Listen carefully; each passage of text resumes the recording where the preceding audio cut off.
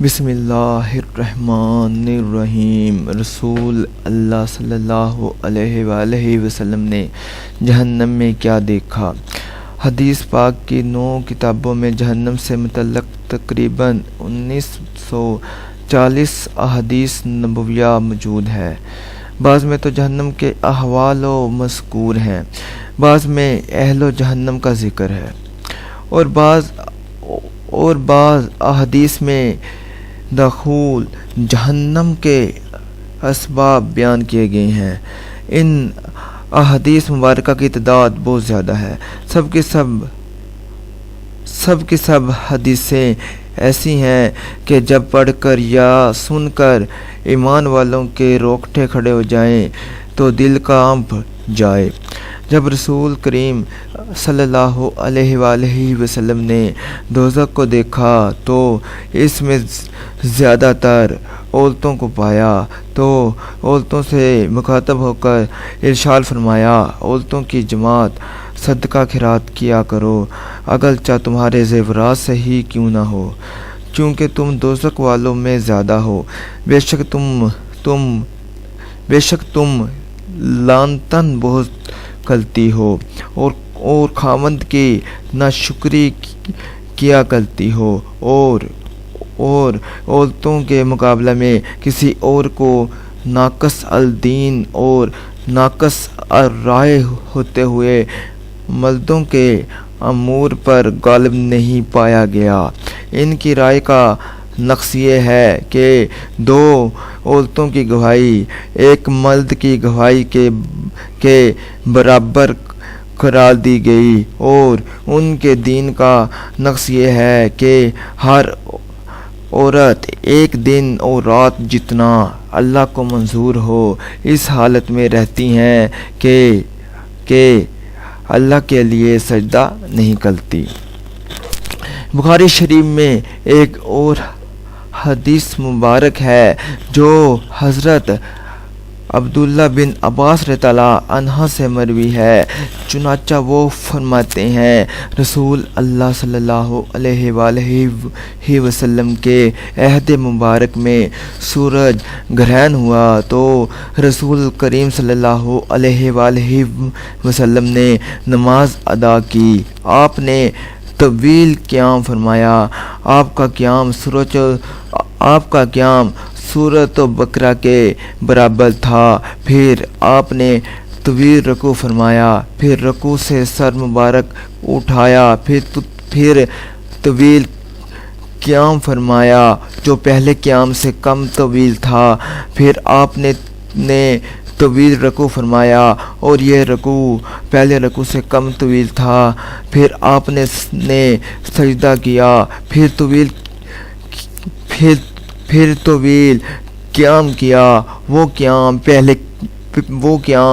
پہلے قیام سے کم طویل تھا، پھر آپ نے طویل رکوع فرمایا جو پہلے رکوع سے کم طویل تھا، پھر آپ نے سجدہ کیا، پھر آپ نماز سے فارغ ہوئے اور سورج ظاہر ہو چکا تھا۔ پھر آپ نے فرمایا، آفتاب و ماہتاب اللہ تعالیٰ کی نشانیوں میں سے دو نشانیاں ہیں، ان دونوں کو نہ کسی کی حیات کی وجہ سے گرہن لگتا ہے نہ کسی کی موت کی وجہ سے۔ جب تم یہ حالت دیکھو تو اللہ کو یاد کیا کرو۔ صحابہ نے عرض کیا، یا رسول اللہ، ہم نے آپ کو دیکھا کہ آپ نے اپنی قیام کی جگہ میں کوئی چیز ہاتھ میں لی تھی، پھر ہم نے آپ کو دیکھا کہ آپ پیچھے ہٹے، اس کی کیا وجہ تھی؟ آپ نے فرمایا، میں نے جنت کو دیکھا تو میں نے انگور کا گوشہ پکڑنا چاہا، اگر میں اسے لے لیتا تو تم اس میں سے اس وقت تک کھاتے رہتے جب تک دنیا باقی ہے، اور میں نے دوزخ کو دیکھا تو میں نے آج کی طرح کا زیادہ خوفناک منظر کبھی نہیں دیکھا، اور میں نے اس میں زیادہ تر عورتوں کو دیکھا۔ صحابہ نے پوچھا، یا رسول اللہ، لا اس کی کیا وجہ ہے؟ آپ نے فرمایا وہ کفر کرتی ہیں۔ عرض کیا یا وہ اللہ کے ساتھ کفر کرتی ہیں؟ فرمایا وہ شوہر کی نعمتوں کا کفران کرتی ہیں اور احسان و ناشناس ہیں۔ اگر ایک مدت تک تم کسی عورت کے ساتھ حسن سلوک کرو، پھر وہ عورت تجھ سے کوئی ناگوار امر دیکھ لے تو کہتی ہے میں نے تجھ سے کبھی بھلائی نہیں دیکھی۔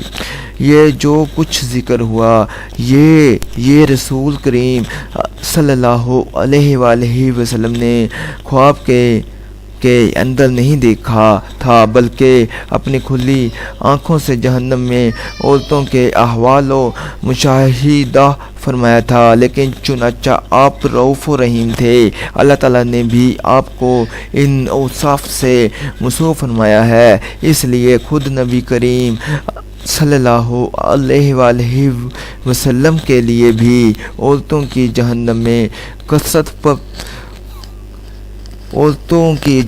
میں کثرت پریشانی کا باعث بنی، اور آپ نے اس کا مداوع اس طرح کیا کہ آپ نے عورتوں کو صدقہ خیرات کی کثرت کا حکم دیا تاکہ رب تعالیٰ کی غصبناکی اور ناراضگی دور ہو، کیونکہ صدقہ غضب خداوندی کو بجھا دیتا ہے۔ بخاری شریف میں روایت ہے کہ رسول اللہ صلی اللہ علیہ وآلہ وسلم ایک دن عید کے دن گھر سے نکلے، 2 رکعتیں ادا کی، نہ اس سے پہلے نماز پڑھی نہ اس کے بعد پڑھی، پھر عورتوں سے مخاطب ہوئے اور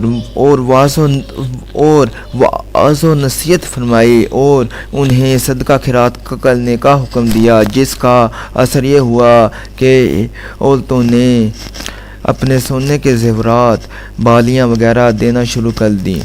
معلوم ہوا کہ نبی کریم صلی اللہ علیہ وآلہ وسلم کو اس بات کی حرص و خواہش تھی کہ کسی طرح یہ عورتیں جہنم سے نجات پا جائیں، کیونکہ صدقہ برہان ہے، نجات کا ذریعہ ہے اور